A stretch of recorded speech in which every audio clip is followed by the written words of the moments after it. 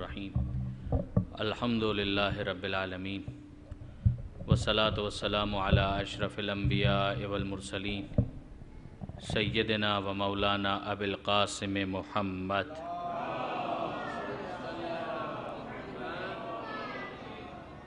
و اہل بیتہ الطیبین الطاہرین المعصومین المظلومین المندجبین المنتخبین المیامین لا سیما علی الامام المنتظر والحجۃ الثانی عشر واللعنۃ الدائمۃ الباقیۃ علی اعدائہم اجمعین من یوم ظلمہم الی قیام یوم الدین اللہم انا نرغب الیک فی دولۃ کریمہ تعز بها الاسلام و اہلہ وتذل بها النفاق و اہلہ وتجعلنا فیہا من الدعاة الی طاعتک والقادة إلى سبيلك وترزقنا بها كرامة الدنيا والآخرة رب اشرح لي صدري ويسر لي أمري واحلل عقدة من لساني يفقهوا قولي واجعلني خالصا لوجهك الكريم يا الله صلوات على محمد وآل محمد أما بعد فقد قال الله سبحانه وتعالى في القرآن الحكيم بسم الله الرحمن الرحيم الحمد للہ رب العالمین الرحمن الرحیم مالک یوم الدین صلوات علی محمد و آل محمد۔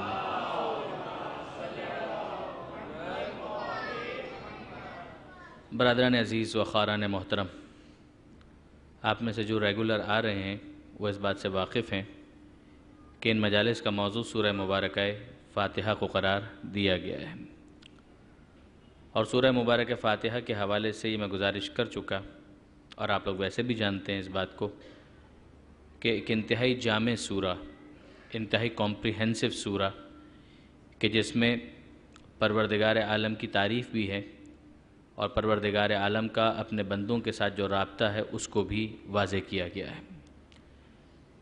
بسم اللہ کے فوراً بعد ارشاد ہوتا ہے کہ تمام تعریفیں اللہ کے لیے کہ جو عالمین کا پالنے والا ہے، اور اس پر کل ہماری بات ہو چکی۔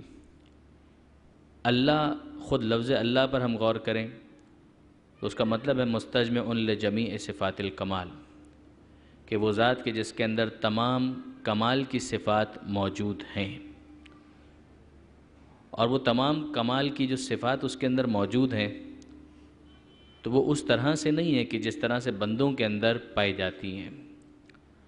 مثلا اگر بندوں کے اعتبار سے ہم دیکھیں تو ہمیں اندازہ ہوتا ہے کہ بندے ان صفات کو کسب کرنے کی کوشش کرتے ہیں۔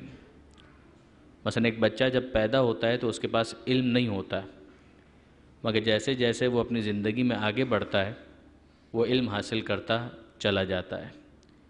ارشاد ہے کہ وَاللَّهُ أَخْرَجَكُم مِّن بُطُونِ أُمَّهَاتِكُمْ لَا تَعْلَمُونَ شَيْئًا، کہ تمہیں تمہاری ماؤں کے پیٹ سے اللہ نے اس انداز سے باہر نکالا، اس عالم میں باہر نکالا کہ لا تعلمون شیئا، کہ تمہیں کوئی علم نہیں تھا۔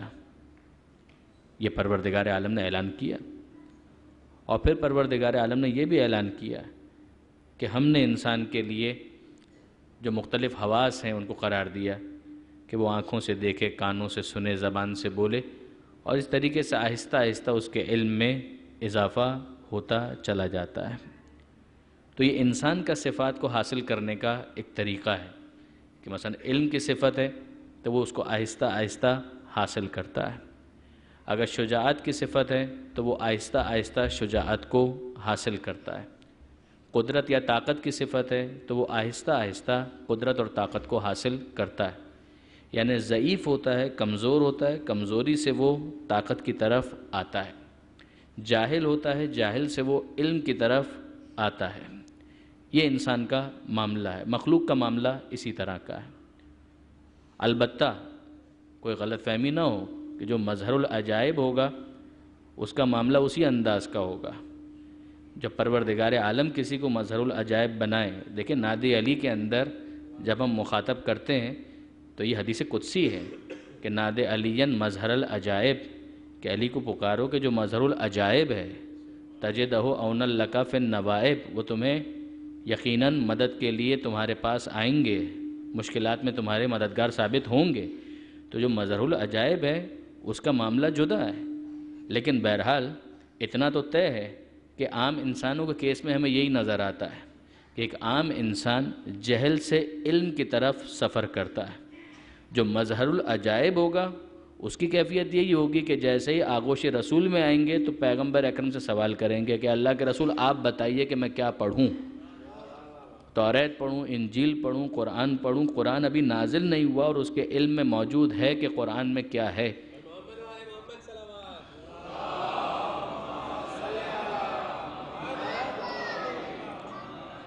اسی طرح سے ایک عام انسان ہے، وہ کمزوری سے طاقت تک کا سفر طے کرتا ہے، لیکن جو مظہر العجائب ہے ہم اس کے بارے میں اچھی طرح سے جانتے ہیں کہ وہ گہوارے میں ہے، یقیناً گہوارے میں ہے، تو بظاہر تو بچہ ہی نظر آ رہا ہے، لیکن اگر اجدر آ جائے تو دو ٹکڑے کر کے دکھا دے گا کہ بچپنے میں بھی طاقت وہی ہے کہ جو مظہر العجائب کی ہونی چاہیے۔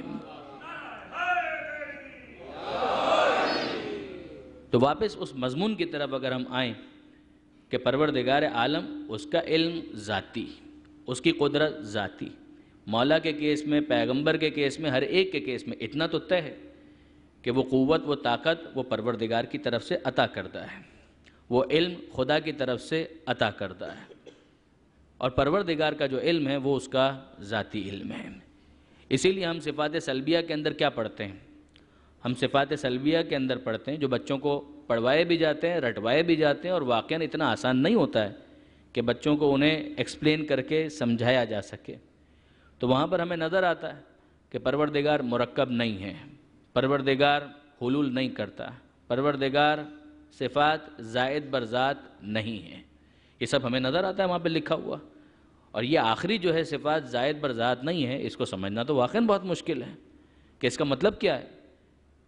ایک انسان کا معاملہ ہے، ایک خدا کا معاملہ ہے۔ درود بھیجے گا محمد و آل محمد، اللہم صلی علی محمد۔ ایک انسان کا معاملہ ہے، خدا کا معاملہ ہے، مخلوق کا معاملہ ہے، خالق کا معاملہ ہے، مربوب کا معاملہ ہے، رب کا معاملہ ہے۔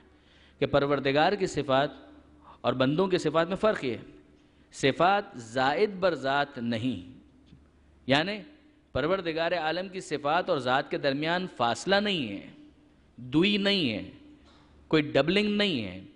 ہم یہ کہیں کہ ذات ہو اور صفت نہ ہو، یہ بندوں میں ممکن ہے۔ انسان وجود رکھتا ہے، ممکن ہے کہ علم کی صفت اس کے اندر موجود نہ ہو، مگر پھر بھی وہ انسان تو ہے۔ انسان ہے مگر سخاوت کی صفت اس کے اندر موجود نہ ہو، انسان تو ہے۔ ذات ہے مگر صفت موجود نہیں ہے۔ کیا خدا کے کیس میں یہ ممکن ہے کہ صفات زائد بر ذات نہیں ہیں؟ پروردگار عالم کی صفات اس کی ذات سے جدا نہیں ہیں، اس کا مظاہرہ وہ جب کرنا چاہے وہ اس کی مرضی ہے، لیکن اس کی ذات اور اس کی صفات کے درمیان کوئی فاصلہ نہیں ہے، کوئی ڈبلنگ نہیں ہے، وہ اسے حاصل نہیں کرتا، وہ اسے کسب نہیں کرتا۔ ایسا معاملہ پروردگار عالم کے ساتھ نہیں ہے۔ مثلا پروردگار عالم نے پیدا کیا اور اس کے بعد پھر پروردگار عالم نے آبزرو کیا، اس کے علم میں نہیں تھا کہ یہ تو انسان بڑے نالائق نکل آئے، یہ تو گناہ کرتے ہیں، معصیت کرتے ہیں، تو اب کیا کرنا پڑے گا؟ تاکہ ایک جنت بناؤ، ایک جہنم بناؤ، تاکہ ان کو جو اچھے والے ہیں ان کو جنت میں ڈالا جا سکے، جو برے ہیں ان کو جہنم میں ڈالا جا سکے، اور پھر پروردگار عالم اعلان کرے مالک یوم الدین۔ یہ نہیں ہے، اس کا علم اس کی ذات کے ساتھ ہے۔ پروردگار عالم کا علم ذاتی ہے، پروردگار عالم کے علم میں کسی ترقی کا کوئی امکان نہیں ہے، اور یہ بھی اپنی جگہ پر واضح ہے کہ اس کا علم ہمیں مجبور نہیں بناتا، علم اس کا ہے اور ہمیں اس نے محدود اختیار دیا ہوا ہے۔ وہ اپنے علم کے بعد ایسا نہیں ہے کہ ہمیں مجبور بنا دیتا ہے۔ اور اس کو سمجھانے کے لیے میں آسان سے مثال اپنے نوجوان دوستوں کے لیے گزارش کروں تمہید میں کہ دیکھیں، مجھے معلوم ہے، اور یہ مثال بھی آیت اللہ فاضل لنکرانی نے اپنے ایک رسالے کے اندر اس کو نقل کیا، اور بہت اچھی مثال ہے، آسانی کے ساتھ سمجھ میں آنے والی مثال، کہ مثلا ہم یہ کہیں بھئی خدا کو تو معلوم ہے۔ بعض افراد یہ بات کہتے ہیں، چاہے تمسخر کے لیے کہیں، چاہے مذاق اڑانے کے لیے کہیں، اور چاہے اپنے گناہوں کو جسٹیفائی کرنے کے لیے، کہ بھئی ہم گنہگار ہیں اور ہمارے گناہ اللہ کے علم میں ہیں، اگر ہم گناہ نہیں کریں گے تو اللہ کا علم غلط ثابت ہو جائے گا، لہٰذا ہمیں گناہ کرنا چاہیے۔ توجہ ہے، یہ ہے، یعنی یہ آرگومنٹس دیے گئے ہیں، کتابوں کے اندر بھی ہیں، اور بعض اوقات آپ کو محفلوں میں بھی مل جائیں گے کہ بھئی ہم تو گنہگار ہیں اور اللہ کے علم میں ہے کہ ہم گنہگار ہیں، اور اللہ کو یہ بھی پتہ ہے کہ ہم گناہ کریں گے، اللہ کو پتہ ہے کہ نعوذ باللہ من ذالک ہم جھوٹ بولیں گے، اللہ کو پتہ ہے کہ ہم شراب پئیں گے، اللہ کو پتہ ہے کہ ہم خیانت کریں گے، اللہ کو پتہ ہے ہم چوری کریں گے، لہٰذا ہم نہیں چاہتے کہ اللہ کا علم غلط ثابت ہو، لہٰذا ہمیں یہ کام کرنے ہیں۔ آپ نے غور فرمایا، یعنی انسان اپنے نفس کو مطمئن کرنے کے لیے جبکہ وہ مطمئن نہ ہو، جب نفس سے مطمئنہ نہ ہو اور پھر اس کو مطمئن کرنے کے لیے کس طرح سے بہانے تراشتا ہے، کیا کیا عذر بیان کرتا ہے۔ اللہ کا علم غلط ثابت نہ ہو جائے اس کے لیے ہم کیا کریں گے؟ ہم گناہ کریں گے، ہم شراب پئیں گے، کیونکہ اللہ کے علم میں ہے کہ ہم نے شراب پینا ہے، اور اگر ہم نہ پئیں تو اس کا علم غلط ثابت ہو جائے گا۔ یہ کیا ہے؟ یہ ہے فالسی، مغالطہ۔ علم کبھی بھی انسان کو مجبور نہیں کرتا۔ مثال دوں جو آیت اللہ فاضل الانکرانی نے دی، مجھے پتہ ہے کہ رات کو 3 بجے 4 بجے آپ لوگ سحر سے فارغ ہونے کے بعد یہاں سے چلے جائیں گے، میرے علم میں ہے یہ بات۔ مثلا اب ٹائم جو بھی ہو، 4 بجے کا ہو، 5 بجے کا ہو، چلیے صبح کل 10 بجے یہاں پر کوئی بھی نہیں ہوگا، یہ مجھے علم ہے مثلا۔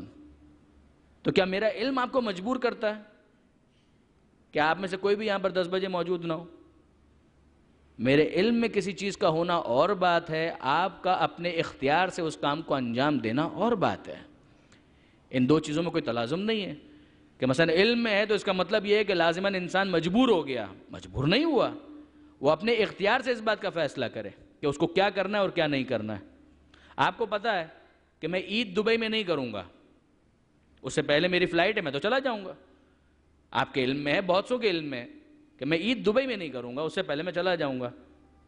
آپ کے علم میں یہ ہونا کہ میں عید دبئی میں نہیں کروں گا، کیا مجھے مجبور کرتا ہے کہ میں دبئی سے چلا جاؤں؟ آپ کے علم میں ہونا اور بات ہے، اپنے اختیار سے میرا یہ فعل انجام دینا اور بات ہے۔ ان دونوں کے درمیان کیا تلازم ہے؟ کوئی تلازم نہیں ہے۔ آپ نے غور فرمایا؟ پروردگار عالم کا علم اس کا ذاتی علم ہے، بے شک اس کا علم ذاتی ہے۔ ہم واپس اس چیز کو تھوڑا مکمل کریں کہ ایک ہے پروردگار عالم کی صفت اور اس کی ذات، ان دونوں کے درمیان کوئی فاصلہ نہیں ہے، صفات زائد بر ذات نہیں ہے۔ اب اس کے بعد کہ تمام جو کمال کی صفات ہیں وہ پروردگار کے اندر پائی جاتی ہیں، اور جتنی بھی بری صفات ہیں ان میں سے کوئی ایک بھی خدا کے اندر نہیں پائی جاتی۔ کہ الحمدللہ یعنی تمام تعریفیں اللہ کے لیے ہیں، تمام تعریفیں اللہ کے لیے۔ کیوں؟ اس لیے کہ سارے کمالات اللہ کے اندر ہیں، اس کے اندر کوئی نیگیٹو صفت، کوئی نیگیٹو ایٹریبیوٹ، کوئی منفی صفت کا نہیں پائی جاتی۔ لیکن الحمدللہ کے ذریعے سے تمام اچھی صفتیں ثابت تو ہوتی ہیں، مگر بری صفتوں کی نفی کیا وہ الحمدللہ کے ذریعے سے ہوتا ہے؟ وہ نہیں ہوتا۔ اسی لیے آپ دیکھیں گے کہ پروردگار عالم مثلا سورہ مبارکہ نصر، یہ قرآن مجید میں کمبینیشن آپ کو بہت سی جگہوں پر نظر آئے گا۔ اذا جاء نصر اللہ والفتح وَرَأَيْتَ النَّاسَ يَدْخُلُونَ فِي دِينِ اللَّهِ أَفْوَاجًا فَسَبِّحْ بِحَمْدِ رَبِّكَ وَاسْتَغْفِرْهُ إِنَّهُ كَانَ تَوَّابًا۔ جس کی طرف توجہ دلانی ہے وہ درمیان کا جملہ فَسَبِّحْ بِحَمْدِ رَبِّكَ۔ اے حبیب کیا کریں؟ اپنے رب کی تسبیح کے ساتھ اس کی حمد بیان کریں، اپنے رب کی تسبیح کے ساتھ اس کی حمد بیان کریں۔ اور تسبیح کا مطلب کیا ہے؟ تسبیح کا مطلب ہے خدا کا ہر عیب سے بری ہونا، یعنی ایک ہے حمد اور ایک ہے تسبیح۔ تسبیح کا مطلب خدا کا ہر عیب سے بری ہونا، خدا کے اندر کوئی نقص نہیں پایا جاتا، کوئی عیب نہیں پایا جاتا۔ یعنی اب اس کا نتیجہ کیا ہے کہ سبحان اللہ والحمدللہ۔ جب ہم کہتے ہیں سبحان اللہ تو اس کا مطلب یہ ہے کہ اللہ میں کوئی عیب نہیں پایا جاتا، یہ ہے خدا کی تسبیح۔ والحمدللہ تمام تعریفیں اللہ کے لیے ہیں، یعنی سارا کمال اس میں ہے اور کوئی ایک عیب بھی ایسا نہیں ہے کہ جو اس ذات کے اندر موجود ہو۔ یہ کتنا کمپریہنسو جملہ ہو گیا، سبحان اللہ والحمدللہ فسبح بحمد ربک۔ یہ قرآن مجید میں الگ الگ بھی آپ کو نظر آئے گا اور ساتھ مل کر بھی اسے بیان کیا گیا۔ سبح اسم ربک الاعلی الذی خلق فسوی، سورہ اعلیٰ جہاں سے شروع ہوتا ہے۔ تسبیح کرو اپنے رب کے نام کی جو اعلیٰ ہے، بزرگ ہے، بلند ہے۔ الذی خلق فسوی، جس نے پیدا کیا اور نوک پلک سے صحیح بنایا۔ اور پھر پروردگار عالم نے اپنی ربوبیت کا بھی الگ سے اعلان کیا، اور یہ مقام کہ جہاں پر دونوں چیزوں کو ساتھ بیان کیا، فَسَبِّحْ بِحَمْدِ رَبِّكَ وَاسْتَغْفِرْ۔ برادران عزیز، صفات ثبوتیہ جو پروردگار عالم کی ہیں، ان سب کے لیے ایک کمپریہنسو کلمہ کا الحمدللہ، کہ تمام تعریفیں اللہ کے لیے، کہ تمام صفات ثبوتیہ اس کے ماتحت آ گئیں۔ اور جب کہا گیا سبحان اللہ، تو تمام صفات سلبیہ کہ جو خدا کے اندر نہیں ہو سکتی، وہ سب کی سب ایک سبحان اللہ کے ماتحت آ گئیں۔ تو اب یہ ایک سوال تو ہے، بہت توجہ کیجئے گا، تھوڑی سی خشک بحث تمہید کے اندر، مگر ذرا غور فرمائیے اس بات کے اوپر کہ جب ہم کہتے ہیں کہ اللہ کے اندر یہ صفت نہیں پائی جا سکتی، تو اس کا مطلب کیا ہے؟ کیا اللہ علی کل شیء قدیر نہیں ہے؟ کہ ہر شے کے اوپر قدرت نہیں رکھتا؟ رکھتا تو ہے، ہر شے کے اوپر قدرت رکھتا ہے۔ جب ہر شے پر قدرت رکھتا ہے تو پھر ہر چیز وہ کر سکتا ہے۔ جب وہ ہر چیز کر سکتا ہے تو پھر اس کا مطلب کیا ہے؟ کہ صفات سلبیہ، کہ یہ صفت اللہ کے اندر نہیں پائی جاتی، اس کا مطلب کیا ہے؟ آپ غور فرمائیے اس بات کے اوپر۔ ایک طرف ہم کہیں کہ ان اللہ علی کل شیء قدیر، اللہ ہر شے کے اوپر قدرت رکھتا ہے، اور دوسری بات یہ کہ یہ وہ صفات ہیں جو اللہ کے اندر نہیں پائی جاتی۔ تو جب اللہ ہر چیز پر قدرت رکھتا ہے تو پھر ان صفات کے اللہ کے اندر نہ پائے جانے کا مطلب کیا ہے؟ برادران عزیز، مطلب تو بہت واضح ہے۔ اللہ، کیا مخلوق کی صفات اللہ کے اندر پائی جائیں، کیا یہ اللہ کا کمال ہے؟ کیا یہ اللہ کا کمال ہے؟ یعنی بہت ساری صفات ایسی ہیں کہ جو مخلوق کے لیے کسی عیب کو نہیں بیان کرتی، لیکن خالق کے لیے اگر انہی صفات کو رکھ دیا جائے تو وہ عیب بن جائے گا۔ مثال کے طور پہ باپ ہونا، بیٹا ہونا، یہ مخلوق کی صفت ہے۔ کیا خالق کے لیے کوئی کمال ہے کہ وہ باپ بن جائے یا اس کا بیٹا ہو، یا وہ خود کسی کا بیٹا ہو؟ کھانا کھانا یہ آپ کی صفت ہے، میری صفت ہے۔ پانی پینا یہ آپ کی صفت ہے، میری صفت ہے۔ کیا پروردگار عالم کا بھی کوئی کمال ہے کہ وہ لنچ میں آپ کے ساتھ بیٹھ کر کھانا کھائے؟ نعوذ باللہ من ذالک۔ یا ڈنر پر آپ کے ساتھ انوائٹ ہو کر کھانا کھائے؟ کیا یہ پروردگار عالم کا کوئی کمال ہے؟ معاذ اللہ، ہم محتاج ہیں، اگر غذا نہ کھائیں تو سروائیو نہیں کر سکتے۔ یہ تو پروردگار کا احسان ہے کہ اس نے غذا کو لذیذ بنا دیا تو مزے لے کر کھاتے ہیں، ورنہ اگر اس میں لذت نہ بھی ہوتی تو کھانے پر مجبور تھے۔ مگر کیا پروردگار عالم کا یہ کمال ہے کہ وہ کھانا کھانے والا ہو، پانی پینے والا ہو؟ پروردگار ہر چیز کر سکتا ہے، مگر جو اس کی شان کے خلاف ہوگی وہ بات وہ کبھی بھی نہیں کرے گا۔ تعالی اللہ عما یشرکون، اللہ بالا تر ہے اس بات سے کہ جو مشرک بیان کرتے ہیں۔ ورنہ کوئی کہے کہ جب اللہ ہر چیز پر قادر ہے تو شادی کیوں نہیں کر لیتا؟ معاذ اللہ، اللہ بھی شادی کر لے، اللہ کی بھی اولاد ہو جائے۔ پروردگار عالم نے واضح طور پر کہا کہ لم یلد ولم یولد ولم یکن لہ کفوا احد، نہ وہ باپ ہے، نہ وہ بیٹا ہے، نہ اس کا کوئی ہمسر ہے، نہ ہو سکتا ہے۔ یوں سب مخلوق اس کی ہے، خالق وہی ہے، رب وہی ہے، مربوب سب ہیں، لیکن نہ بیوی اس کی ہو سکتی ہے اور نہ ہی پروردگار عالم کی اولاد ہو سکتی ہے، اس لیے کہ یہ مخلوق کی صفات ہیں۔ خالق میں مخلوق کی صفات تلاش کرنا خالق کے لیے کمال نہیں ہے، یہ مخلوق کا کمال ہے کہ کبھی وہ عین اللہ بن جائے، کبھی لسان اللہ بن جائے، کبھی وجہ اللہ بن جائے، کبھی ید اللہ بن جائے۔ درود بھیجئے محمد و آل محمد پر۔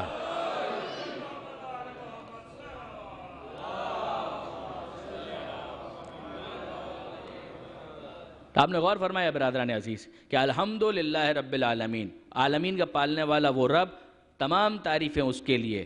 رحمان، اس کی رحمت عمومی ہے، کافر کے لیے، مسلمان کے لیے، مشرک کے لیے، دنیا میں۔ جب آخرت کا مرحلہ ہے وہ رحیم ہے، کہ جہاں پر عمل کو دیکھ کر، عقیدے کو دیکھ کر، وہ صاحبان ایمان کو ان کے عمل کی بنیاد پر عمل سے بہت زیادہ جنت میں مقام عطا کرتا ہے۔ مالک یوم الدین، وہ قیامت کے دن کا مالک ہے۔ جو اختیار محدود صحیح اس دنیا میں دیا وہ ختم ہو جائے گا، وہ باقی نہیں رہے گا۔ یوم لا تملک نفس لنفس شیئا والامر یومئذ للہ، جو اختیار، ملکیت جو اس دنیا کے اندر ہے وہ سب کی سب ختم۔ لمن الملک اليوم للہ الواحد القہار۔ اس دن پوچھا جائے گا کہ بتاؤ آج کے دن ملک، اقتدار کس کا؟ اور کسی کی طرف سے جواب نہیں آئے گا. جواب ہوگا تو صرف اتنا کہ للہ الواحد القہار، کہ اس اللہ کے لیے کہ جو واحد ہے اور قہار ہے. کسی کی مجال نہیں ہوگی، اس لیے کہ محدود اختیار بھی انسان کا جو اس دنیا کے اندر ہے وہ ختم ہو چکا. اب اس کے بعد بندہ جب اس سورے کی تلاوت کرتا ہے تو اس کے بعد بے اختیار سوال کرتا ہے. سوال بھی نہیں کرتا، سوال تو وہ بعد میں کرے گا. اپنی آمادگی کا اعلان کرتا ہے.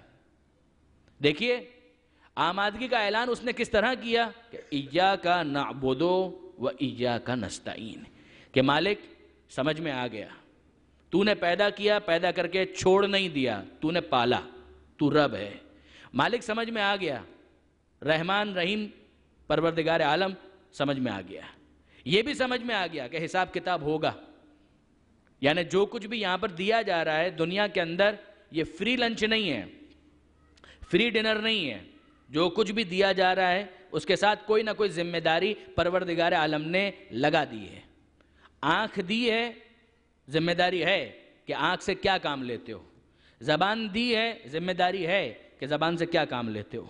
کان دیے ہیں، ذمہ داری ہے کہ کان سے کیا کام لیتے ہو. دولت دی ہے تو ذمہ داری ہے کہ دولت سے کیا کام لیتے ہو. اور اگر دولت نہیں دی ہے تو بھی ذمہ داری ہے کہ اپنی خودداری کا سودا کرتے ہو یا خدا کے بھکاری بنتے ہو. دونوں صورتوں میں ذمہ داری تو لگی ہوئی ہے. پروردگار عالم نے جس حال میں رکھا ہے اس کے ساتھ کوئی نہ کوئی ذمہ داری اٹیچ کر دی ہے.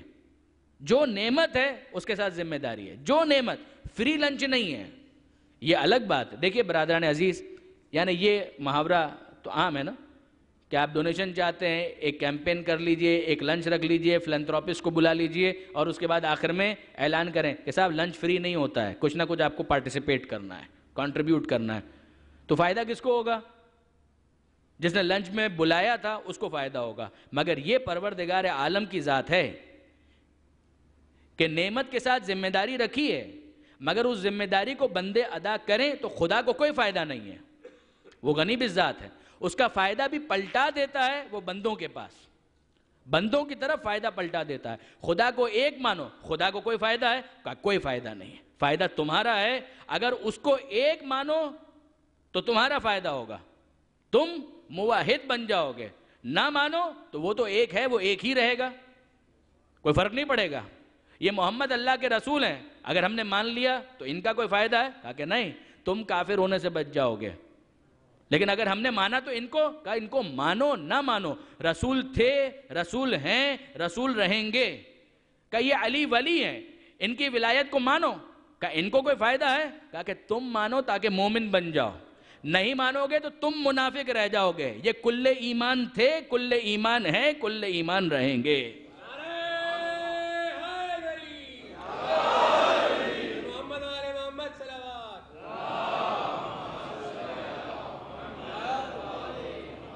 یہ خدا اور خدائی عہدوں کا معاملہ ہے کہ اس میں لوگوں کے ماننے پر یہ بات ٹکی بھی نہیں ہے کہ لوگ مانیں گے تو خدا ایک بنے گا، لوگ مانیں گے تو محمد رسول اللہ بنیں گے، لوگ مانیں گے تو علی ولی اللہ بنیں گے. ایسا نہیں ہے. تم مانو نہ مانو وہ ایک ہے، تم مانو نہ مانو وہ رسول ہیں، تم مانو نہ مانو وہ امام ہیں، اور تم مانو نہ مانو اماموں کی تعداد 12 ہیں.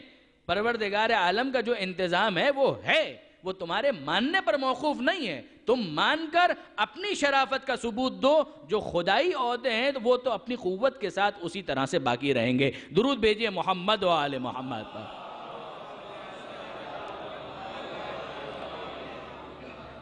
تو برادران عزیز، میں عرض کرنا چاہ رہا ہر نعمت کا ایک ذمہ داری پروردگار عالم نے اس کے ساتھ رکھی ہے کہ فری لنچ نہیں ہے. فری لنچ نہیں ہے تو فائدہ کس کا ہوگا؟ فائدہ تمہارا ہی ہوگا. یعنی جو کچھ بھی کماؤ گے اس کا فائدہ تمہیں ہوگا. پروردگار عالم تم سے مطالبہ نہیں کرتا کہ تم اسے کھانا کھلاؤ. یہ بھی قرآن کی آیتیں ہیں. سورہ زاریات کے اندر خدا فرماتا ہے کہ میں نہیں تم سے کہتا کہ مجھے کھانا کھلاؤ، میں تو خود رزاق ہوں، میں تو خود رزق دینے والا ہوں، میں تم سے یہ مطالبہ نہیں کرتا. ہاں اتنا تو سمجھو کہ میں نے تمہیں پیدا کیوں کیا ہے کہ وَمَا خَلَقْتُ الْجِنَّ وَالْإِنسَ إِلَّا لِيَعْبُدُونَ، میں نے عبادت کے لیے پیدا کیا ہے. جیسے ہی بندہ اس بات کو سمجھ جائے بے اختیار وہ کیا کہتا ہے کہ إِيَّاكَ نَعْبُدُ وَإِيَّاكَ نَسْتَعِينُ، کہ مالک اتنا تو سمجھ میں آ گیا کہ عبادت صرف تیری ہوگی، مدد صرف تجھ سے طلب کی جائے گی. کمال ہے. دیکھیے برادران عزیز، یہ جو سیکوینس ہے نا، خصوصیت کے ساتھ میرے نوجوان دوست، دیکھیں ماہ مبارک رمضان کی ان شبوں میں بھی اگر ہم غور و فکر نہ کریں تو پھر کب کریں؟ ایاک نعبد و ایاک نستعین، ذرا اس پر توجہ کریں کہ اب تک سب تھرڈ پرسن چل رہا تھا اور اب اچانک سیکنڈ پرسن ہو گیا. بسم اللہ الرحمن الرحیم، شروع اللہ کے نام سے جو رحمان ہے رحیم ہے، تھرڈ پرسن. الحمدللہ رب العالمین، غائب کے سیغے ہیں نا، تھرڈ پرسن کی بات ہو رہی ہے. الحمدللہ رب العالمین، تمام تعریفیں اللہ کے لیے جو عالمین کا پالنے والا ہے، وہ رحمان ہے، وہ رحیم ہے، وہ مالک یوم الدین ہے، قیامت کے دن کا مالک ہے. اور اب اچانک کیا ہو گیا؟ التفات. ایاک نعبد و ایاک نستعین، کہ مالک عبادت تو تیری کرتے ہیں، مدد تو تجھ سے مانگتے ہیں. تو یہ تھرڈ پرسن سے جمپ لگا کے سیکنڈ پرسن پر آنے کا مطلب کیا ہے؟ کہ غور و فکر کرتے ہوئے انسان غور و فکر کی منزل پر تھا کہ شروع اللہ کے نام سے، رحمان ہے رحیم ہے، عالمین کو پال رہا ہے، رحمان ہے رحیم ہے، قیامت کے دن کا مالک ہے. تو اب گویا معرفت کے زینے طے کرتے ہوئے ترقی کی اس منزل پر پہنچ گیا کہ جہاں پر خدا کو مخاطب کرنے کا حوصلہ پیدا ہوا. اور اب اس نے کہا کہ مالک میں اتنا تو سمجھ گیا کہ عبادت صرف تیری ہوگی، مدد تجھ سے مانگی جائے گی. ایاک نعبد و ایاک نستعین، عبادت صرف تیری ہونی چاہیے. پیدا تو نے کیا، پال تو رہا ہے، ایسا بھی نہیں ہے کہ پالنے کے بعد تو نے چھوڑ دیا، حساب کتاب نہیں لے گا. مالک یوم الدین، قیامت کے دن کا مالک بھی تو ہے. تو اب کچھ تو ایسا ہے کہ جو مجھے اس دنیا کے اندر تیرے لیے، تجھے خوش کرنے کے لیے انجام دینا ہے. اس کا نام ہے عبادت، اس کا نام ہے عبادت. عبادت کا مطلب ہے بندہ بن جانا. اور دیکھیے برادران عزیز، کہ نعبدو کا نہیں ہے، ایاک نعبدو. نعبدو کا یعنی تیری عبادت کرتے ہیں، ایاک نعبدو صرف تیری عبادت کرتے ہیں. ضمیر منفصل کو مقدم کیا عربی گرامر کے اعتبار سے، جو حصر کا فائدہ دیتا ہے. مطلب کیا ہوا؟ مالک عبادت صرف اور صرف تیری. ایاک نعبدو و ایاک نستعین، اور مالک مدد صرف اور صرف تیری. اور یہی تو وہ جملہ ہے کہ جس کے اندر سارا ٹویسٹ کر کے مطلب دوسری طرف پھیر دیا جاتا ہے. عبادت صرف اور صرف تیری. دیکھیے ہم سب سورہ مبارکہ فاتحہ پڑھتے ہیں، روز پڑھتے ہیں. میں سب کے بارے میں حسن ظن رکھتا ہوں کہ 5 نمازیں جو واجب کی ہیں خدا نے، ہم سب پڑھتے ہیں. فجر میں 2 مرتبہ پڑھتے ہیں ایاک نعبد و ایاک نستعین. ظہر میں پھر 2 مرتبہ پڑھتے ہیں، پہلی رکعت میں دوسری رکعت میں ایاک نعبد و ایاک نستعین. عصر کی نماز میں اسی طرح سے ایاک نعبد و ایاک نستعین. مغرب کی نماز، عشاء کی نماز، کتنی مرتبہ یہ تکرار ہے کہ ایاک نعبد و ایاک نستعین، کہ مالک عبادت صرف اور صرف تیری، مدد صرف اور صرف تیری.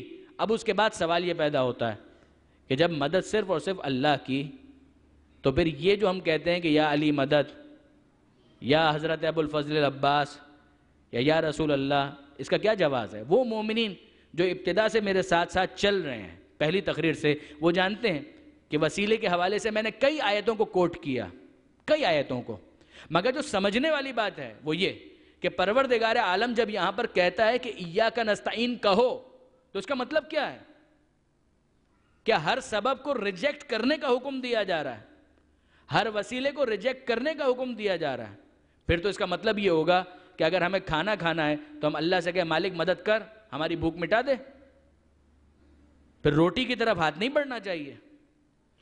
اگر ہمیں پانی پینا ہے تو پانی کی طرف ہاتھ نہیں بڑھنا چاہیے.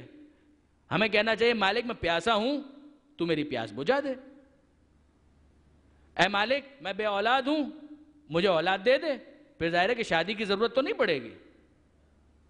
نعوذ باللہ من ذالک، یعنی بہت زیادہ احتیاط کے ساتھ میں الفاظ استعمال کر رہا ہوں کہ اگر یہ تمام تر چیزیں، اس کا یہ مطلب ہے اتنا جمود، اگر یہ اس کا مطلب ہے تو پھر تو تمام جتنے بھی اسباب ہیں ان سب سے انسان کو وڈرا ہونا پڑے گا. کیا پروردگار عالم یہ کہہ رہا ہے؟ قطعاً پروردگار عالم کی مراد یہ نہیں ہے.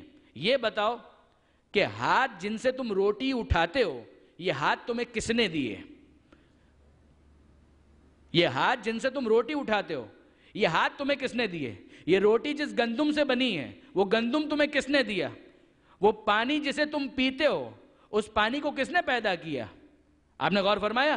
جب انسان متوجہ ہو جائے کہ ہاں یہ سب وسیلے اللہ کی طرف سے ہیں، تو اس کے بعد ان وسیلوں سے توسل اختیار کرنا پروردگار عالم کے منشا کے قطعاً خلاف نہیں ہوگا۔ اور اگر ایسا ہوتا تو پروردگار عالم سورہ مبارکہ بقرہ میں کیوں یہ اعلان کرتا کہ استعینوا، وہی لفظ، مادہ وہی ہے، استعینوا بالصبر والصلاۃ، کہ دیکھو صبر کے ذریعے مدد حاصل کرو۔ کیا صبر خدا کو کہتے ہیں؟ کیا خدا کے ناموں میں کہیں صبر ہے؟ خدا کے ناموں میں رحمان ہے، رحیم ہے، غفار ہے، ستار ہے، قہار ہے، جبار ہے، دعائے جوشن کبیر آپ پڑھیں گے، مگر کیا پروردگار کے ناموں میں کہیں صبر ہے کہ خدا صبر ہے؟ استعینوا بالصبر والصلاۃ، صبر سے مدد حاصل کرو، صلاۃ سے مدد حاصل کرو۔ نماز کو صلاۃ کہتے ہیں، کیا خدا کے ناموں میں صلاۃ ہے؟ کیا خدا کو صلاۃ کہتے ہیں؟ خدا کی بارگاہ میں طریقہ عبادت کا اس کا نام صلاۃ ہے، تو صلاۃ اور ہے، خدا اور ہے، صبر اور ہے، خدا اور ہے، مگر صبر چونکہ خدا کی طرف سے ہے لہٰذا اس سے مدد حاصل کرنا خدا ہی سے مدد حاصل کرنا ہے۔ اور اگر ایسا نہ ہوتا برادران عزیز، انصاف کی بات تو یہ ہے، آیت دیکھیے پروردگار عالم نے کئی جگہوں پر اس کنفیوژن کو دور کیا ہے۔ تعاونوا علی البر والتقوی ولا تعاونوا علی الاثم والعدوان، دیکھو آپس میں نیکی اور تقوی کے کاموں میں ایک دوسرے کی مدد کرو۔ تعاونوا علی البر والتقوی، مدد کرو۔ کیوں مدد کریں؟ مدد تو صرف اللہ کی ہے، ایاک نستعین، اللہ کے نمائندے بن کر تم ایک دوسرے کی مدد کرو۔ تعاونوا علی البر والتقوی، ہاں ولا تعاونوا علی الاثم والعدوان، جو گناہ کے کام ہیں ان میں ایک دوسرے کی مدد مت کرو، جو ظلم کے کام ہیں ان میں ایک دوسرے کی مدد مت کرو۔ آپ نے غور فرمایا؟ کاروبار زندگی اسی طرح سے چل رہا ہے، پروردگار عالم نے اسی چیز کو اپریشیٹ کیا ہے، بلکہ اگر کوئی اس سے ہٹنا چاہے تو پروردگار اس کی مذمت کرتا ہے۔ سورہ مبارکہ یاسین 36واں سورہ، اذا قیل لهم انفقوا مما رزقکم اللہ قال الذین کفروا للذین آمنوا انطعم من لو یشاء اللہ اطعمہ، جب ان سے کہا جاتا ہے، توجہ کیجئے، انفقوا، خرچ کرو، مما رزقکم اللہ، اس میں سے خرچ کرو کہ جو اللہ نے تمہیں رزق دیا ہے، تمہاری کیا اوقات کہ تم کچھ کما سکو، اس میں سے خرچ کرو جو اللہ نے تمہیں دیا ہے۔ تو قال الذین کفروا، تو کافر کہتے ہیں للذین آمنوا، صاحبان ایمان سے، انطعم، ہم ان کو کھلائیں، من لو یشاء اللہ اطعمہ، اگر اللہ چاہتا تو خود کھلا دیتا۔ یعنی یہ اللہ کی طرف سے وسیلہ بننے سے انکار کر رہے ہیں، اور پروردگار ان کی مذمت کر رہا ہے کہ جب ہم نے تمہیں رزق دیا ہے تو تم اللہ کے نمائندے بننے کا شرف کیوں حاصل نہیں کرتے؟ تو پروردگار عالم ایسے یا اللہ مدد کہنے والوں کی مذمت کرتا ہے کہ جو شرف کو حاصل کرنے کے بجائے اپنے آپ کو خدا سے ہٹ کر مستقل سمجھنے لگیں، اور یہ سمجھنے لگیں کہ جو دوسرے محتاج ہیں پروردگار ان سے غافل ہو گیا۔ نہیں، خدا کا نظام ہی یہ ہے کہ خدا کسی کو نمائندہ بناتا ہے اور دوسروں کا رزق اس کے ذریعے سے تقسیم کرواتا ہے۔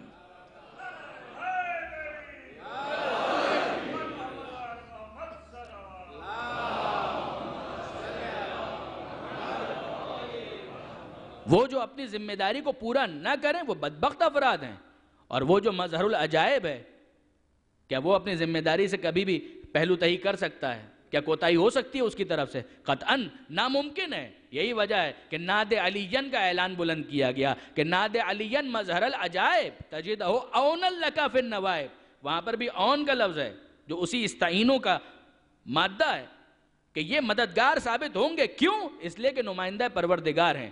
اور یہ بھی ہمیں قرآن ہی کے اندر نظر آیا کہ پیغمبر اکرم سے کیا کہا گیا؟ اے حبیب کہیے وَاجْعَلْ لِي مِن لَدُنْكَ سُلْطَانًا نَصِيرًا، اے پروردگار تو مجھے دے دے اپنے پاس سے، وَاجْعَلْ تو قرار دے لی میرے لیے، مِن لَدُنْكَ اپنے پاس سے، سُلطَانًا نَصِيرًا، کیا طاقتور مددگار قرار دے۔ اے پروردگار تو خود مدد کر دے، کہا نہیں، طاقتور مددگار قرار دے، وہ مددگار جو خدا کی طرف سے آئے گا۔ اگر اس کی مدد خدا کی مدد نہ ہوتی تو نہ پیغمبر یہ دعا مانگتے، نہ ذوالفقار نازل ہوتی۔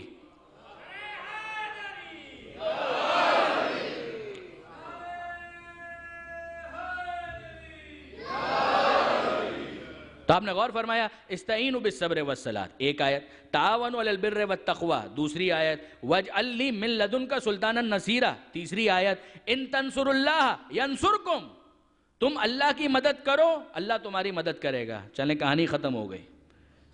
اللہ کہتا ہے تم مدد کرو، اللہ محتاج ہو گیا؟ نعوذ باللہ من ذالک۔ اللہ یہی چاہتا ہے کہ جو محدود اختیار تمہیں دیا ہے تم اس محدود اختیار کو اس طرح استعمال کرو کہ جو اللہ کے کام ہیں انہیں اپنے ہاتھوں سے پورا کرنے کا شرف حاصل کرو۔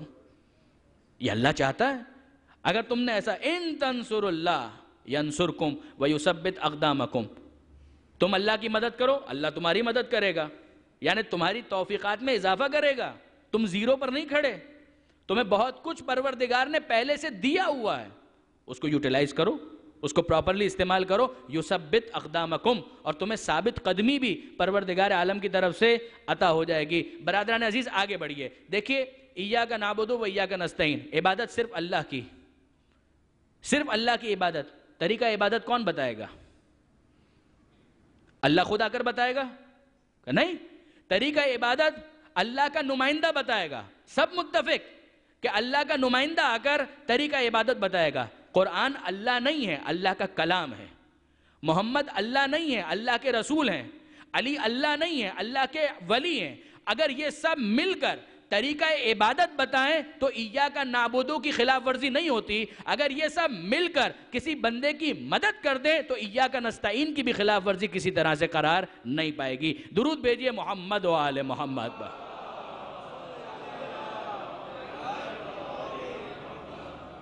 ایاک نعبد و ایاک نستعین بالکل ٹھیک ہے، منبع وہی ہے، ذات وہی ہے۔ اب وہ جسے اس شرف کے لیے منتخب کر لے، اپنے کاموں کے لیے جسے منتخب کر لے۔ اب پروردگار عالم نے مثلا اعلان کیا، خود سورہ مبارکہ فاتحہ ہی کے اندر اگر ہم آگے دیکھیں تو ان بندوں کا اجمالی تعارف موجود ہے۔ اگر خدا وسیلے کا منکر ہوتا اور وسیلے کا انکار مقصود ہوتا تو اہدنا الصراط المستقیم کے بعد صراط الذین انعمت علیہم کا تذکرہ نہ ہوتا۔ یہ سورہ فاتحہ کی جامعیت ہے۔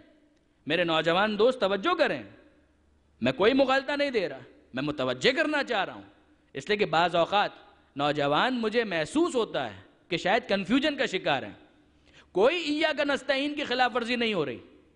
اہدنا الصراط المستقیم، مالک عبادت صرف تیری، مدد صرف تیری، اب تو جس کے ذریعے سے کروا دے، اب تو جس کے ذریعے سے کروا دے، مجھے اس پر کوئی اعتراض نہیں۔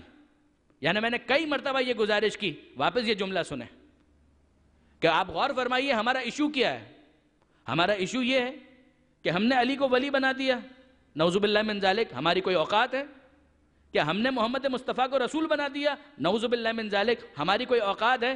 ہم نے خدا کو مانا، اب خدا نے کہا کہ محمد کا کلمہ پڑھو، ہم نے فوراً کہا محمد الرسول اللہ۔ اور خدا نے جب غدیر کے میدان میں پیغمبر کو یہ حکم دیا کہ بلغ ما انزل الیک من ربک، جو رب العالمین ہے اسی رب نے یہ حکم دیا، اے حبیب پہنچا دیجئے اس پیغام کو۔ کسی اور کو بلند کر کے پیغمبر اکرم نے کہا ہوتا کہ اس کو مولا مانو، ہم اس کو مان لیتے۔ اب اگر کسی کے نصیب میں ولایت نہیں ہے تو یہ ہمارا قصور نہیں ہے، شکوہ خدا سے کیا جائے۔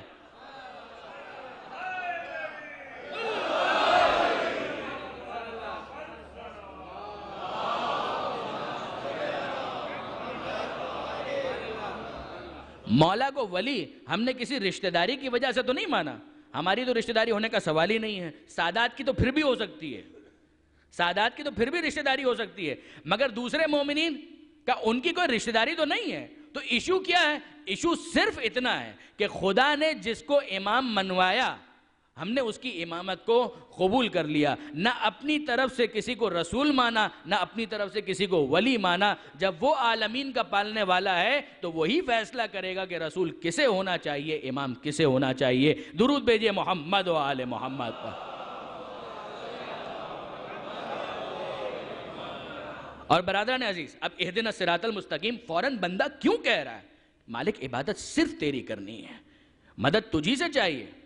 اب طریقہ عبادت تو جس سے بتلا دے۔ قرآن مجید کے اندر جتنا طریقہ تو نے بتایا ہمارے لیے حجت۔ قرآن آیا محمد مصطفیٰ کے ذریعے سے، وہ جو تشریح کر دیں۔ دیکھ قرآن نے کہا اقیم الصلاۃ، عبادت، نماز قائم کرو۔ ہم نے طریقہ ڈھونڈا نہیں ملا، طریقہ ڈھونڈا نہیں ملا.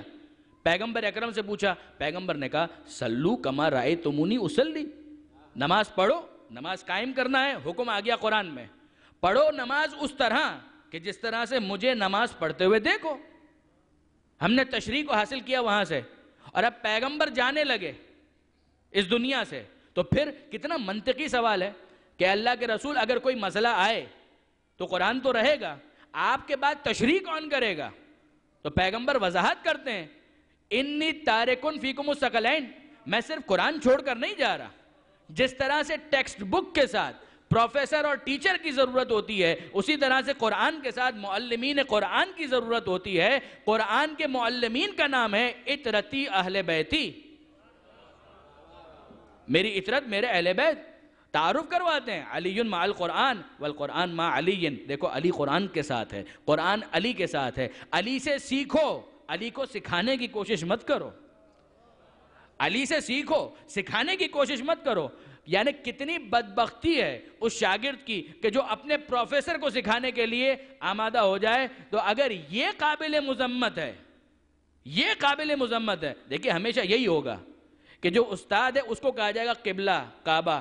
کبھی بھی یہ نہیں ہوگا کہ استاد اپنے شاگرد کو کہنا شروع کر دے قبلہ اور کعبہ. تو یہ بحث تو ختم ہو جاتی ہے. جب اطرت اور اہل بیت امت کے استاد ہیں تو کون کس کی مجال ہے کہ وہ علی کے آگے کھڑے ہو کر علی کو نماز پڑھانے کی کوشش کر دے؟ درود بھیجئے محمد و آل محمد پر.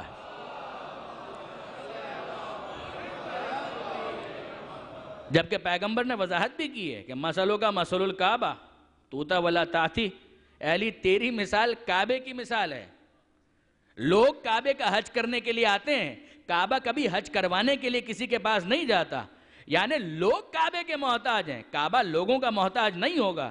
تو جو علی کی احتیاج کو سمجھے وہ علی کے قدموں میں آ جائے، اور جو احتیاج کو نہ سمجھے وہ زندگی بھر منحرف اور گمراہ رہنا چاہے. تو نہ مولا کا قصور ہے، نہ رسول کا قصور ہے، نہ خدا کا قصور ہے. درود بھیجئے محمد و آل محمد پر. مالک عبادت صرف تیری، طریقہ عبادت تو جس کے ذریعے سے سمجھا دے، قرآن کے ذریعے سے، معصومین کے ذریعے سے، ہمیں قبول.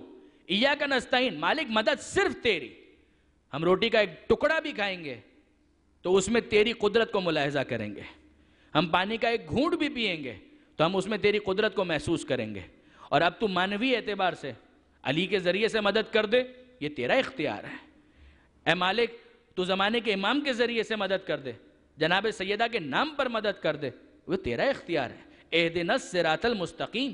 اے مالک ہمیں تو سیدھا راستہ چاہیے، جس طریقے سے بھی تو دے دے، بتانے والا تیری طرف سے ہونا چاہیے. اہدنا الصراط المستقیم. وضاحت تھوڑی سی تو وہیں پر ہے کہ صراط الذین انعمت علیہم، مالک ان کا راستہ ہے کہ جن پر تیری خاص نعمتیں نازل ہوئی. خاص نعمتیں میں کیوں کہہ رہا ہوں؟ یوں تو ہر ایک کچھ نہ کچھ نعمت تو رکھتا ہی ہے.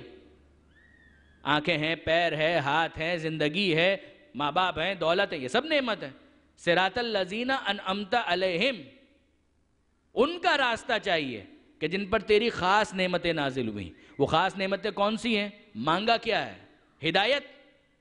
تو جو خدا کی طرف سے ہدایت لے کر آئے گا اسے ہادی کہا جائے گا، مہدی کہا جائے گا، اور پھر وہ ہدایت کے کام کو انجام دے گا، وہ اس کام کو انجام دے گا. صراط الذین انعمت علیہم غیر المغضوب علیہم ولا الضالین. مالک یہ ان کا راستہ تو نہیں ہو سکتا کہ جن پر تیرا غضب نازل ہوا.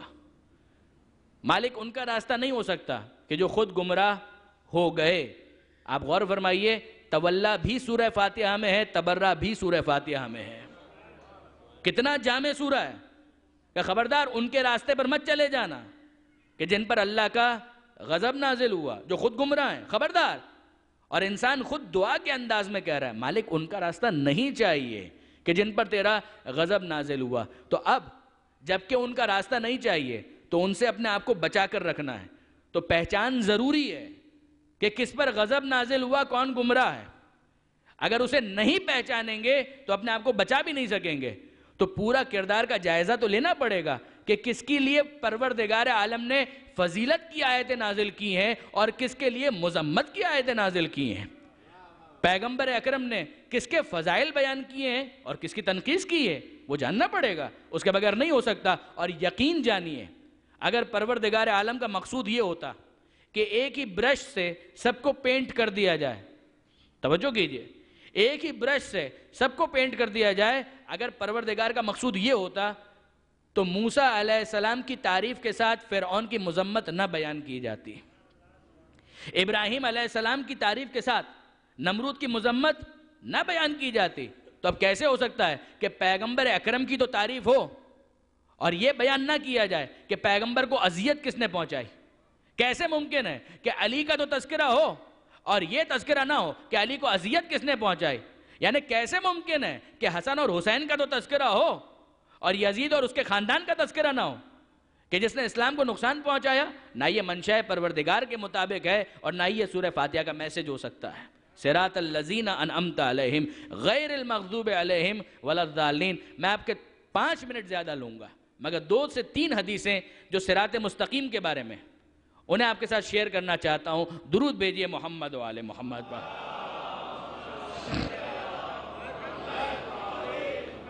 ینابع المودہ، شیخ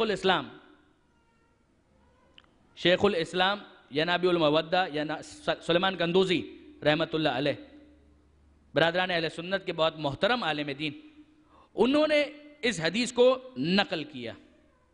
صراط مستقیم، وہ سیدھا راستہ، وہ کیا ہے؟ وہی نہیں ملے گا تو انسان ترقی کیسے کر سکے گا؟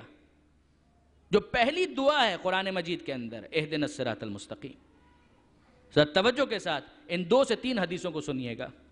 انس بن مالک عن النبی، انس بن مالک سے یہ روایت ہے کہ پیغمبر اکرم نے فرمایا، قال اذا کان یوم القیامہ، کہ جب قیامت کا دن ہوگا، وَنُصِبَ الصِّرَاطُ عَلَى جہنم، تو ایک پل جہنم کے اوپر رکھ دیا جائے گا، صراط، پل صراط وہ رکھ دیا جائے گا۔ وہ آپ جانتے ہیں کہ اسے پار کر کے جو آگے بڑھ گیا وہ جنت میں، اور جو سلپ ہو گیا وہ جہنم میں۔ تو پیغمبر فرماتے ہیں کہ نُصِبَ الصِّرَاطُ عَلَى جہنم، جہنم کے اوپر ایک پل کو رکھ دیا جائے گا، لم یجز علیہ الا من معہ جواز، کوئی گزر نہیں سکے گا اس پل پر سے، کوئی نہیں گزر سکے گا مگر وہ کہ جس کے پاس جواز موجود ہو۔ ظاہر ہے آپ تو عرب علاقے میں رہتے ہیں، پاسپورٹ کے لیے لفظ استعمال ہوتا ہے جواز السفر۔ پاسپورٹ اگر ہے تو آپ داخل ہو سکتے ہیں، اور اگر پاسپورٹ نہیں ہے تو داخل نہیں ہو سکتے۔ جواز، پرمیشن، یعنی اجازت ہے یا اجازت نہیں ہے۔ پیغمبر فرما رہے ہیں کہ اس پل پر سے وہی گزر سکے گا کہ جس کے پاس وہ جواز موجود ہو، گزرنے کی پرمیشن اس کے پاس موجود ہو۔ اور وہ پرمیشن کیا ہے؟ فرماتے ہیں جواز فیہ ولایت علی ابن ابی طالب۔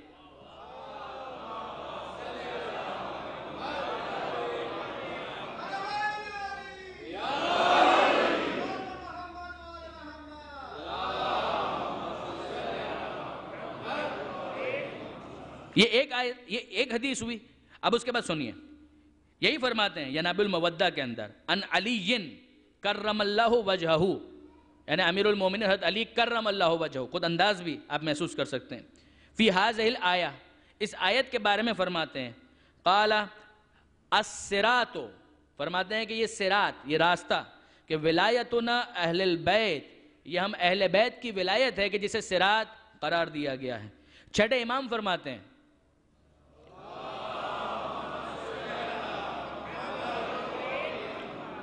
اب یہ آل محمد کی احادیث کے ذخیرے میں، چھٹے امام فرماتے ہیں ہی الطریق الی معرفت اللہ، یہ راستہ کون سا ہے؟ یہ معرفت خدا کا راستہ ہے، جس سے انسان معرفت خدا کے زینے طے کرتا ہے۔ وہما صراطان، اور 2 راستے ہیں، صراط فی الدنیا و صراط فی الآخرہ، دنیا میں راستہ صراط مستقیم اور آخرت میں راستہ و صراط فی الآخرہ۔ فاما الصراط فی الدنیا، دنیا میں جس کو صراط قرار دیا گیا، فہوا، تو وہ کیا ہے؟ الامام المفترض الطاعہ، وہ امام برحق کہ جس کی اطاعت ہر ایک کے اوپر واجب ہے۔ اور پھر فرماتے ہیں من عرفہ فی الدنیا، کہ جس نے اس امام کی معرفت حاصل کر لی واقتداہ، اور اس کی اقتداء بھی کی. صرف معرفت نہیں، اقتداء بھی کی. ہم مولا کے ماننے والے ہیں، مولا نماز پڑھنے والے ہیں. ہم مولا کے ماننے والے ہیں، مولا روزہ رکھنے والے ہیں. ہم مولا کے ماننے والے ہیں، مولا یتیموں کی خبرگیری کرنے والے ہیں. ہم مولا کے ماننے والے ہیں، مولا بیواؤں کے گھر پہ راشن پہنچانے والے ہیں. ہم مولا کے ماننے والے ہیں، مولا اجتماعی کاموں کو مل کر انجام دینے والے ہیں.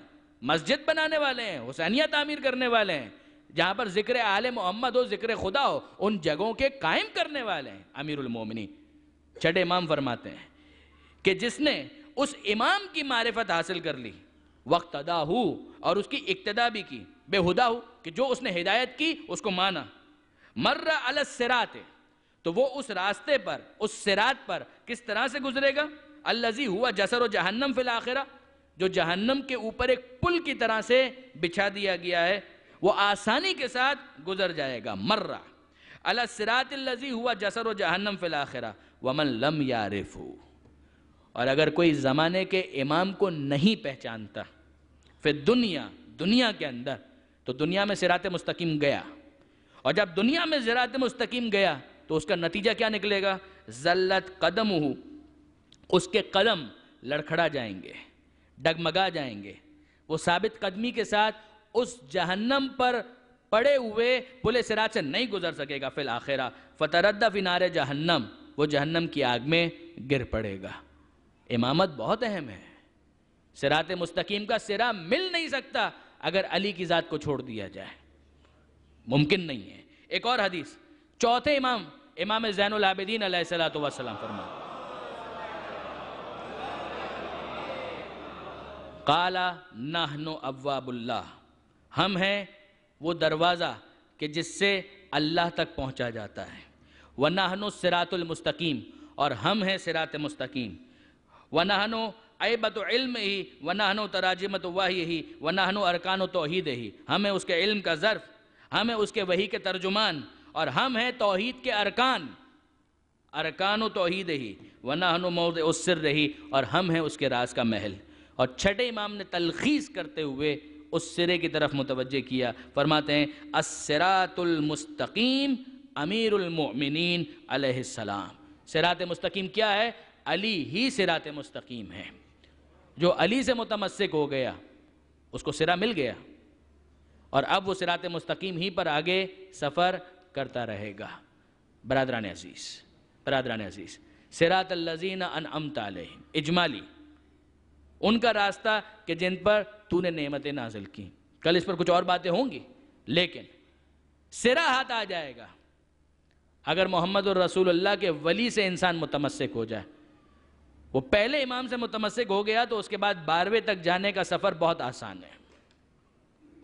پھر اس کے بعد اگلا مرحلہ یہی کہ جو ہدایت ہے اس کو فالو کرتے چلے جاؤ، اس کی اقتداء کرتے چلے جاؤ. احسب الناس ان یترکوا ان یقولوا آمنا وهم لا یفتنون. کتنی منطقی اور لاجیکل بات. سورہ عنکبوت میں پروردگار عالم کہتا ہے کہ لوگوں نے یہ سمجھ لیا ہے کہ اتنا کہنے پر چھوڑ دیا جائے گا کہ ہم تو ایمان لے آئے اور ان کا امتحان نہیں لیا جائے گا. کہ یہ کیسی غیر منطقی بات کر رہے ہو؟ جب امام مانتے ہو تو امام کی بات کو بھی ماننا پڑے گا.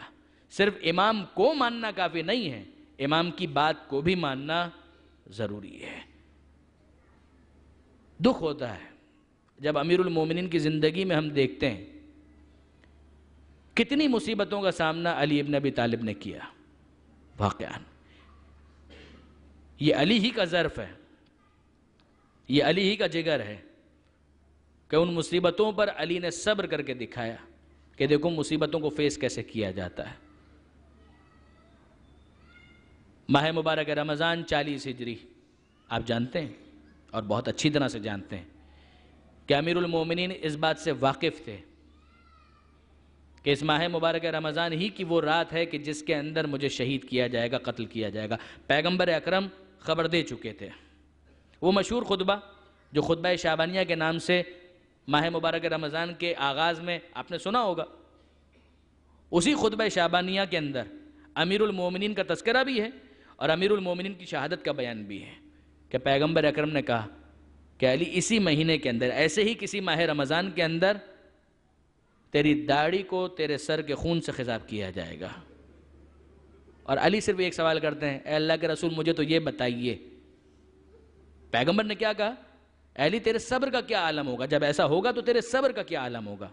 اور مولا ایک پالیسی دیتے ہیں، مولا فرماتے ہیں اے اللہ کے رسول مجھے تو یہ بتائیے، کیا میں حق پر ہوں گا؟ دین کی سلامتی کے ساتھ یہ ہوگا؟ ذالک من سلامت من دینی، یہ میرے دین کی سلامتی کے ساتھ ہوگا؟ پیغمبر فرماتے ہیں بے شک۔ اب علی کہتے ہیں کہ اللہ کے رسول جب ایسا ہے تو پھر صبر کا موقع تو نہ ہوا، وہ تو شکر کا موقع ہوگا۔ واقعاً یہ جملے علی کی زبان پر سچتے ہیں۔ اور 40 ہجری کا ماہ رمضان آیا اور ابھی امیر المومنین کو اس رات کا انتظار ہے۔ کون سی رات؟ یہی شب 19۔ بار بار خبر دیتے ہیں، ممبر پر ہیں، سوال کرتے ہیں، جواب دیتے ہیں، کبھی کہتے ہیں اس سال تم لوگ تو حج پر جاؤ گے مگر میں تمہارے ساتھ حج پر نہیں جا سکوں گا۔ اے بیٹا حسن بتاؤ اس مہینے کے کتنے دن باقی رہ گئے؟ کہا بابا 17 دن۔ کہا کہ ہاں یہی وہ مہینہ ہے، یہی وہ مہینہ ہے، مجھ سے غلط وعدہ نہیں کیا گیا، مجھے غلط خبر نہیں دی گئی، یہاں تک کہ ماہ مبارک رمضان کی وہ شب آ گئی۔ اور آپ جانتے ہیں کہ اس مہینے کے اندر شبوں میں امیر المومنین نے تقسیم کی ہوئی تھی، ایک دن حسن کے گھر افطار کرتے ہیں، ایک دن حسین کے گھر افطار کرتے ہیں، ایک دن جناب زینب کے گھر، اور شب 19 جناب ام کلثوم کے مہمان تھے۔ افطار کا وقت آیا اور جناب ام کلثوم نے سامان افطار میں کیا رکھا ہے؟ یہ امیر المومنین ہے، کیا رکھا ہے سامان افطار میں؟ دودھ، نمک، جو کی روٹی۔ اور علی جب اس سامان افطار کو دیکھتے ہیں تو اپنی بیٹی کی طرف متوجہ ہوتے ہیں اور کہتے ہیں اے بیٹی تم نے کبھی دیکھا ہے کہ تمہارے باپ نے ایک وقت میں 2 سالن استعمال کیے ہوں؟ میں ہاتھ جوڑ کر کہوں مولا یہ 2 سالن آپ کس کو کہہ رہے ہیں؟ جو کی روٹی کے ساتھ نمک 1 سالن اور دودھ یہ سالن ہے، یہ 2 غذائیں ہیں، اس کو 2 غذائیں کہا جاتا ہے۔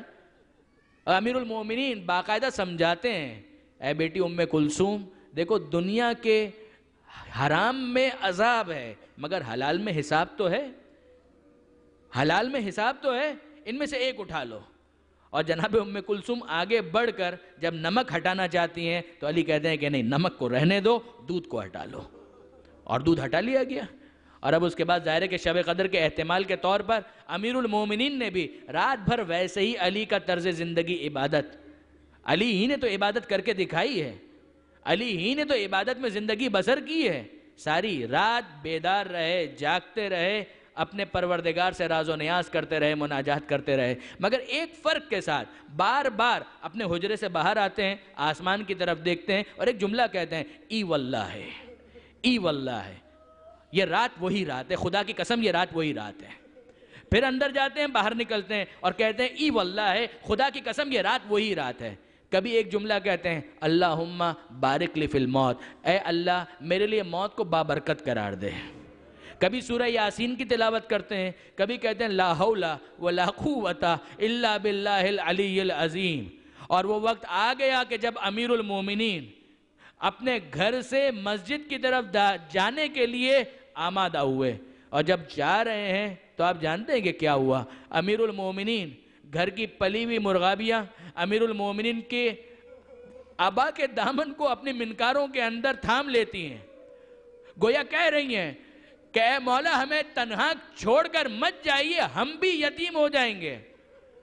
امیر المومنین ان مرغابیوں کے بارے میں ام کلثوم کو وصیت کرتے ہیں اے بیٹی یہ بے زبان جانور ہیں، دیکھو ان کے دانے پانی کا خیال رکھنا ورنہ انہیں آزاد چھوڑ دینا، ایسا نہ ہو کہ یہ مرغابیاں پیاسی رہ جائیں۔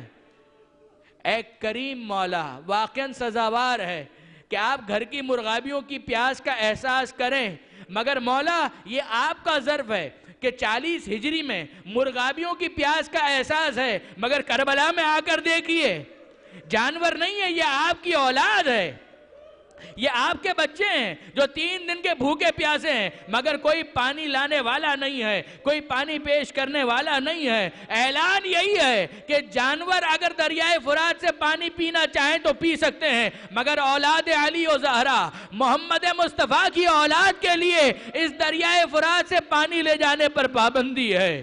علی آگے بڑھنا چاہتے ہیں، مرغابیوں سے اپنے آپ کو چھڑایا، اور اب جب آگے بڑھنا چاہتے ہیں، یہ حیوانوں کا عالم ہے، اور اب اس کے بعد جیسے ہی دروازہ کھول کر باہر نکلنا چاہتے ہیں، زنجیر در پھر ابا سے لپٹ جاتی ہے۔ گویا دروازہ بھی یہی کہہ رہا ہے، زنجیر در بھی یہی کہہ رہی ہے کہ مولا ہمیں یتیم کرنے کے لیے باہر مت جائیے، مگر علی رضن بے قضائی کا نعرہ بزبان حال بلند کر کے جب مسجد میں پہنچے ہیں، ابھی آذان کا وقت نہیں ہوا ہے، مگر امیر المومنین نوافل ادا کرتے ہیں، نافلہ پڑھتے ہیں، دیگر عبادتوں کو انجام دیتے ہیں، اور جب آذان کا وقت آیا خود گلدستہ آذان پر بلند ہوئے اور آذان کے کلمات کو اپنی زبان سے ادا کیا، اور اب اس کے بعد نیچے اترے اور ایک ایک کو بیدار کرتے ہیں۔ الصلاۃ الصلاۃ الصلاۃ، نماز کے لیے بیدار ہو جاؤ، نماز کے لیے جاگ جاؤ، نماز کے لیے آمادہ ہو جاؤ۔ یہاں تک کہ عبد الرحمن ابن ملجم جو تلوار لیے ہوئے پشت کے پیٹ کے بل سویا ہوا ہے، امیر المومنین اپنے دشمن اپنے قاتل کو بھی بیدار کرتے ہیں کہ میرا قاتل ہے مگر بے نمازی ہو، یہ مجھے قبول نہیں ہے۔ اے آل محمد کے ماننے والوں، اے علی کے ماننے والوں، علی کو نماز کتنی پیاری ہے کہ وہ اپنے قاتل کو بھی بے نماز نہیں دیکھنا چاہتے، بیدار کرتے ہیں اور کہتے ہیں کہ مجھے معلوم ہے کہ تیرا ارادہ کیا ہے، مگر اٹھ بیدار ہو جا اور نماز کے لیے آمادہ اور تیار ہو جا۔ علی وقت نماز آیا، مصلی پر آئے، اور اب تکبیرۃ الاحرام، اللہ اکبر، علی کی تکبیرۃ الاحرام کے بعد سورہ مبارکہ فاتحہ کی تلاوت، دوسرے سورہ کی تلاوت، رکوع میں گئے، سبحان ربی العظیم و بحمدہ، کھڑے ہوئے، سمع اللہ لمن حمدہ، اللہ اکبر، سجدے میں گئے، سبحان ربی العالی و بحمدہ، مگر یہ کیا، علی کا سر بلند ہو رہا ہے، ابن ملجم کی تلوار چل رہی ہے، اور بے اختیار یہ صدا گونجی، بسم اللہ و باللہ و علی ملت رسول اللہ وسطور رب الکعبہ۔ مگر اے مولا، یہ آپ کا سجدہ کہ جس سے آپ کو سر اٹھانے کا تو موقع ملا، مگر مولا وہ آپ کا حسین کہ جو صرف سجدے میں سر رکھ سکا، اس کے بعد حسین نے نہیں اٹھایا، وہ قاتل کا خنجر چلا اور نوکے نیزہ پر بلند کیا گیا۔ یا علی مولا، حیدر مولا، یا حسین یا حسین یا